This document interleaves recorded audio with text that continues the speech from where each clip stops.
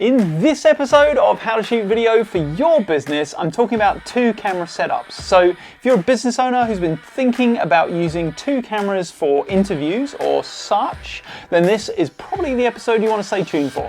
Roll the bumper!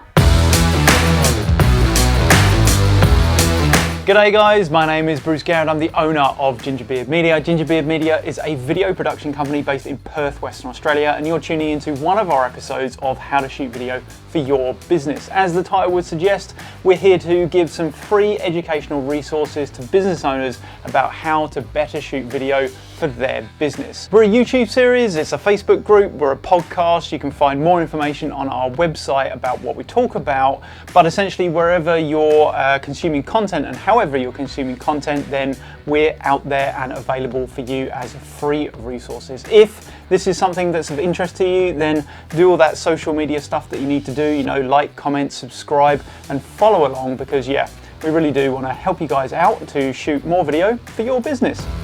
Anyway, enough with the waffle and on with the episode. In this episode of How to Shoot Video for Your Business, I want to talk about 2 camera setups. So some pros, some cons, and how you actually do it, because I get a fair amount of questions about it. So 2 camera setups are exactly as the name suggests. They are when you are running 2 cameras, and most of the time you're going to see this in interviews, but sometimes it comes across in scripting. But before we get to the how we set up the 2 cameras, I want to talk about the pros and cons, because I think sometimes people get fixed on the how we're going to do something, but not necessarily the why, and also the impact this sort of stuff has on, say, editing and workflow and all that sort of stuff.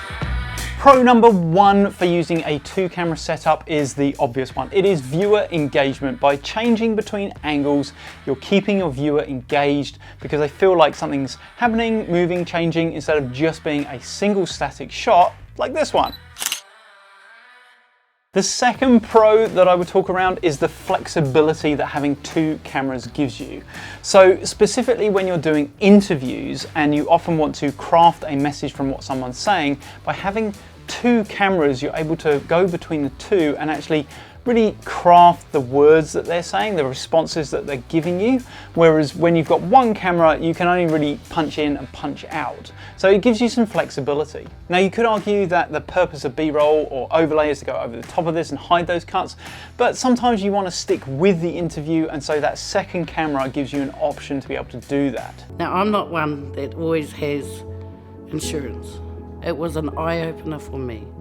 My first con number 1 is the fact that it can be distracting to run 2 cameras. So if you're a solo shooter, which I run most of my shoots that way, if you've got lights and you've got audio and you've got 2 cameras to monitor, and then you're trying to have an engaging conversation with someone whilst you're monitoring all of that, it can be really distracting and difficult to try and make sure that you're attuned to the individual and get the responses that you want, whilst you're making sure that your equipment, sitting to one side usually, is still doing what you need it to do. Con number 2 is around the editing and the storage side. So when you've got 2 cameras, you're going to end up with double the amount of footage, obviously, and what that means is you need double the amount of storage. And that's fine if you're doing, one-off projects, but when you start doing multiple, it can really add up for a large amount of footage to store. The next piece is that, you move all that footage into editing, and for some people it can be really overwhelming. It's almost like you have too much to choose from. You've got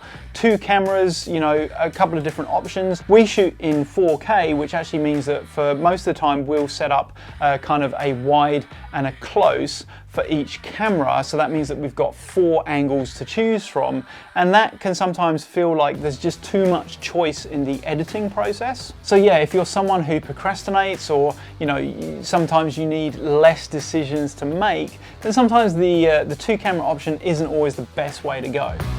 So we've talked about the pros and the cons, and now I want to talk about the how. How do you actually set up a 2 camera setup? What are my thoughts, tips and tricks around that? So the first thing is selection. Why would we choose a 2 camera shoot over a 1 camera shoot?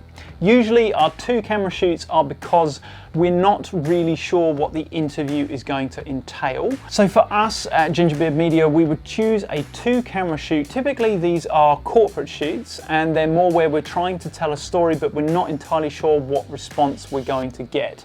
And often with these, they're more in-depth stories, more in-depth kind of journeys of people, and we want to try and be able to craft a story from what we capture. Typically these interviews are maybe 40 to 60 minutes long. We'll run a 2-camera setup for those, and that allows a flexibility when we come to craft that story down to say a 2 or 3 minute video, because we've got those 2 cameras. If we shot on a single camera, then we lose quite a lot of that flexibility. We'd also probably use a 2-camera setup if we're limited by B-roll. So say we're doing an interview with someone and we've only got a short period of time to capture that. Perhaps their business doesn't actually have anything that we can shoot with regards to like a B-roll of them at work. Then a 2-camera setup provides us some sort of flexibility and options in editing. We typically don't use a 2-camera setup if we're shooting for social, because those tend to be really short pieces and we're just trying to delve into perhaps a specific topic, and therefore we're not going to have time in such a short piece to be flicking between those different cameras. So when it comes to actually setting up your cameras, there's a couple of things I think about, and the main overarching sort of strategy for using double camera, 2 cameras, is that you're trying to get variety, and that really needs to show in the angles that you choose and usually the lenses that you pick as well. So with angles, this is a very subjective choice, and you'll find that different industries do this in different ways. So for example, for more corporate productions, you'll find quite a similar offset of the angle. So you'll have one camera usually kind of set off to one side, and then one just slightly different to that to provide a bit of variety, but not to kind of feel disconnected. Whereas if you look at sports or real estate for films and video, you'll find that they often have their camera set up almost on a 45 to the subject to allow a completely different look. So when it comes to lenses, again, we're trying to think of how do we get something that's different. So if you've got 2 cameras that have got the same lenses, that's probably not the best answer. We tend to shoot on 2 cameras with different lenses, and the reason being that then provides the variety for the viewer to look at.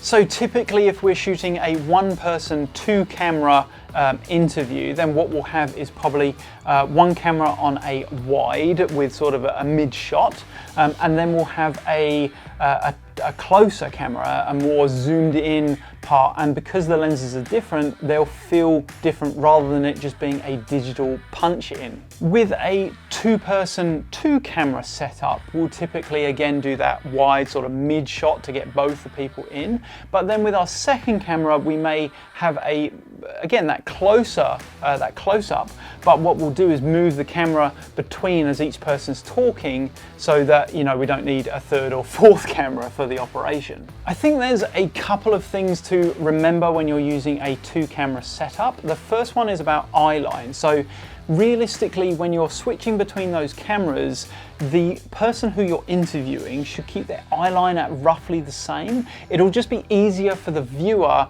to actually watch, so that they're not continuously having to move their eyes as you edit between the 2 cameras. The other thing is around settings. So ideally you would have 2 cameras that are the same, but if you're not doing that, and that's perfectly reasonable, making sure that you've got the same color profiles, white balance, trying to match in camera as best as possible those 2 settings so that it doesn't look like an A and a B cam, it looks like 2 very similar cameras, is really going to help your viewer feel engaged.